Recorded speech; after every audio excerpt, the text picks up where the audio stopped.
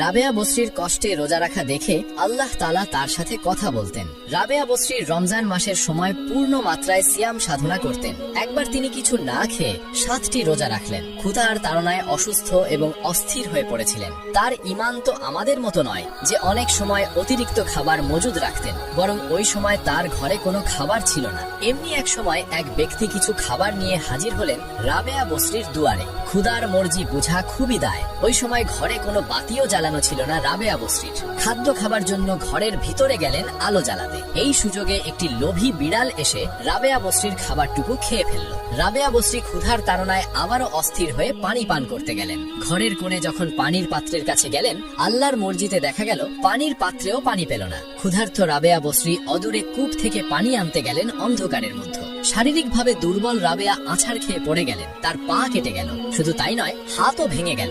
এবারে তিনি স্থির হতে না পেরে জায়নামাজ বিছিয়ে নামাজে দাঁড়িয়ে গেলেন। নামাজ শেষে 2 হাত তুলে রব্বুল আলামিনের দরবারে ফরিয়াদ জানালেন, রব্বুল আলামিন, তুমি আমার সাথে একই ব্যবহার শুরু করে দিলে। তুমি কি আমাকে তোমার রহমত ও নিয়ামত থেকে বঞ্চিত করতে চাও? আমি যে এভাবে তোমার ইবাদত করতে পারছি না। তুমি আমার কি পরীক্ষা নিচ্ছ? আমাকে বেশি বেশি রোজা রাখার ক্ষমতা দাও। ইয়া রব্বুল আলামিন, তুমি তোমার সবকিছু থেকে এই রাবেয়াকে বঞ্চিত করো। আমার আপত্তি নেই, কিন্তু তোমার ভালোবাসার ছোঁয়া থেকে দূরে সরিয়ে দিও না। চোখের পানিতে তার বুক ভেসে গেল।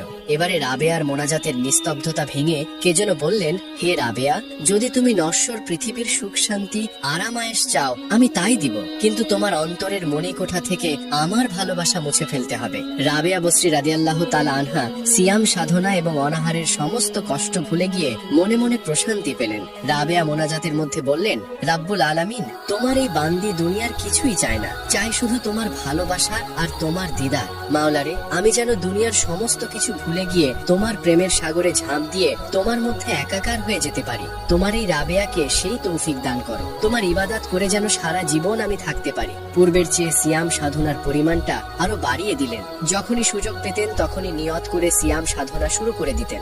একদিন এক লোক এসে রাবেয়াকে জিজ্ঞেস করলেন যে আপনি শয়তানকে কিভাবে ঘৃণা করেন? রাবেয়ার জবাব শুনে অবাক হতে হয়। তিনি বললেন, কারো সম্পর্কে কোনো কিছু না জেনে ঘৃণা করা বা কোনো মন্তব্য করা উচিত মনে করি না। আমি তো আল্লাহর দিদার লাভের প্রচেষ্টায় এতই ব্যস্ত যে শয়তান সম্বন্ধে কোনো কিছু জানার বা চিন্তা ভাবনা করার সময় পাই না। সুতরাং তার সম্পর্কে ঘৃণা করার প্রশ্নই আসে না। রাবেয়ার এই কথা শুনে ওই লোকটি ভাবতে লাগলেন, একটা মানুষ কিভাবে এতটা আল্লাহর প্রেমিক হতে পারে? রাসূলে আকরাম সাল্লাল্লাহু আলাইহি ওয়াসাল্লাম বলেছেন, রোজা হচ্ছে মুমিনদের ঢাল স্বরূপ। সত্যি সত্যি রাবেয়ার সিয়াম সাধনা তার কাছে ঢাল স্বরূপ ছিল। কোনো অপরাধ ঢাল ভেদ করে তাকে স্পর্শ করতে